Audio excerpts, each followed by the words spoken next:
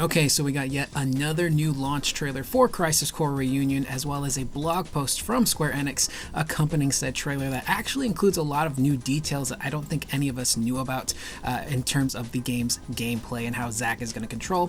But before we get into that, if you guys could click the like button and subscribe if you like what you hear, it would be greatly appreciated because it really does help out my channel a lot. I'm trying my best to hit 500 subscribers and I'm almost there. So starting off with that trailer, it's a pretty beefy trailer. This is a 3-minute story trailer, and the first thing we have to address is the elephant in the room. They brought back Why by Ayaka. I am so happy. I was really worried that this song was gonna, be locked behind some sort of weird licensing issue and they weren't gonna have it in the game and they were gonna have to replace it with something else. And I can't imagine the ending of Crisis Core without that song playing in the background.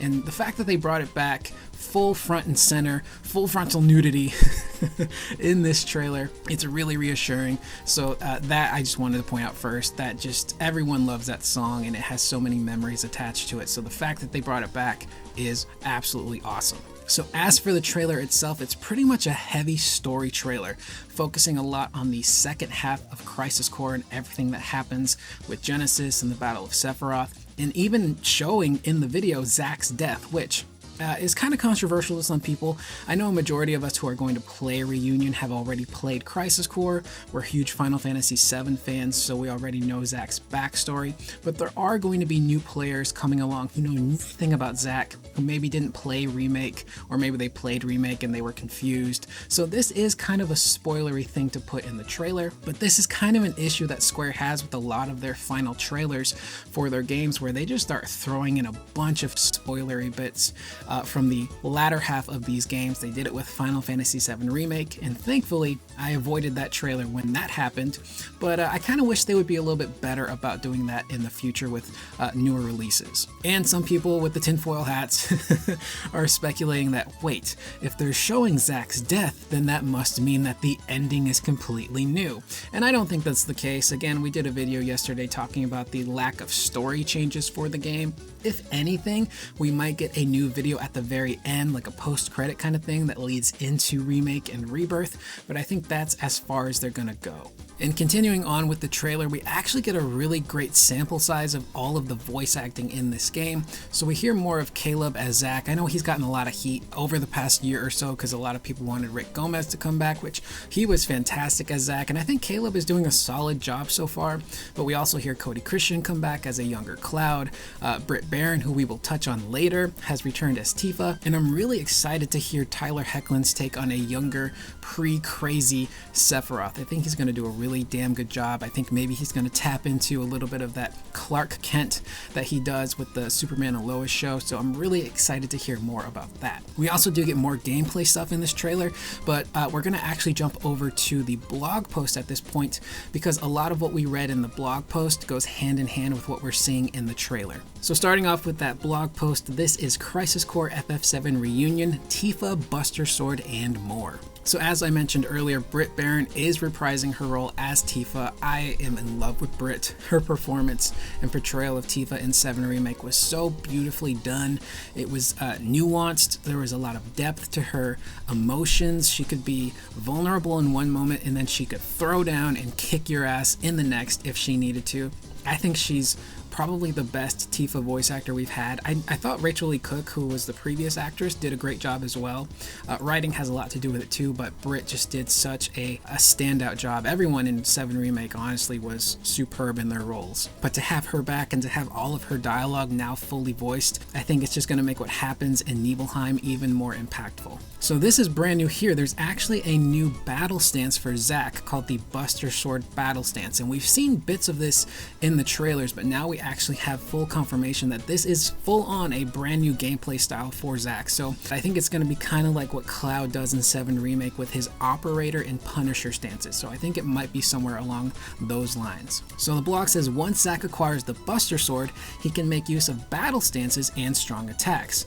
This is a new gameplay element added for this new version of Crisis Core that allows Zack to expend AP, attack points, to take up a battle stance. This changes his regular attacks into heavy hitting strong attacks or greatly enhances the damage done by abilities. Block enemy attacks using the defensive effects of the battle stance, then unleash an immensely satisfying counter-strike action with strong attacks.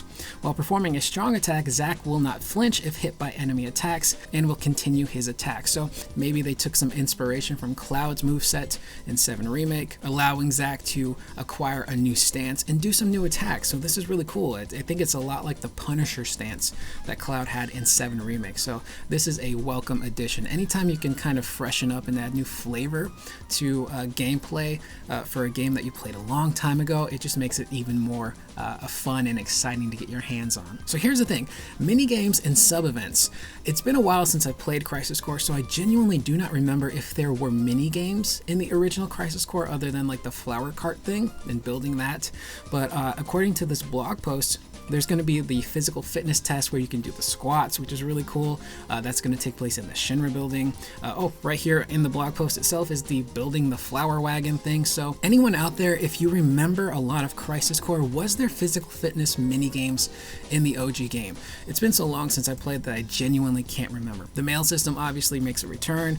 The mail system is something that gives supplemental information in regards to the game's story and characters. And there's also the fan clubs, which I think was in the original game. If I remember correctly, like the fact that Sephiroth had his own fan club kind of became a little bit of a meme there, but there's fan clubs for Sephiroth, Genesis, Angeal, and Zack, and you can even join these fan clubs after you complete certain requirements. So we can all fangirl before Sephiroth just goes sicko mode and snaps on everybody. They talk a little bit more about magic. There's the magic spell Energy that fires a projectile which hones in on the enemy, so it's like a homing rocket, and it does have a piercing effect upon impact. There's Flare, good old Flare. Anytime you can use Flare in a Final Fantasy game is a good time.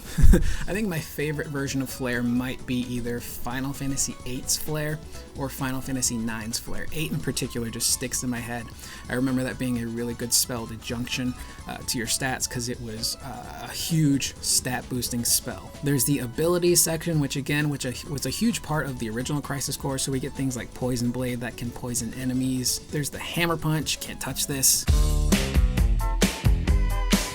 Fuck it! So based on Hammer Punch, it looks like it does damage that does not take into account a target's vitality, which means that it's just going to zoom right on past that vitality stat and do a set amount of damage. And the amount of AP that Zack has is going to determine how much damage he actually does. They talk more about the DMW or DMV system with summons, so they've got stuff from Odin here and Phoenix, which has the Rebirth Flame, which was a lifesaver in the original game. There's the Chocobo summon, the Mughal Power summon. So on to Mughal Power. This talks about the level of all materia that Zack has equipped will increase when you use this summon. Cait Sith returns, and again, in true Cait Sith fashion, you roll the dice. You might get a buff that removes all your negative status effects and enhances your abilities, or nothing will happen. So that's very much a signature Cait Sith move. I remember in the OG Final Fantasy VII, you could roll the dice and kill yourself, which was really weird. It's like, why would you put that in the game? But that goes along with Cait Sith's character.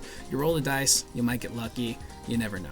And as for right now, that's everything they have for this newest update for Crisis Core. It looks like week by week leading up to the game's release, they're probably going to just keep funneling out information. I don't know if we're going to get more trailers. This kind of felt like a really beefy final trailer that really just talked about story stuff, so I would be kind of surprised if they throw another new trailer out there next week or the week before the game's release, but we'll probably keep getting more blog posts up into that date. So that's the video. I will link yesterday's video, which is doing surprisingly well, by the way, where we talk about the potential confirmation and tease that the Final Fantasy IX Remake is in fact a real boy, as well as the fact that Crisis Core Reunion will not have any major story changes. That's the video. Please leave any of your thoughts in the comments down below. What do you think about Ayaka returning with Y? Do you love the song as much as I do? What do you think about this really cool new Buster Sword stance that Zack is going to be able to utilize? Do you think that's really going to freshen up gameplay and add a lot of variety? Because I think it will as well. Leave those in the comments below. I will see you guys in the next video. Please remember to always be excellent to one another.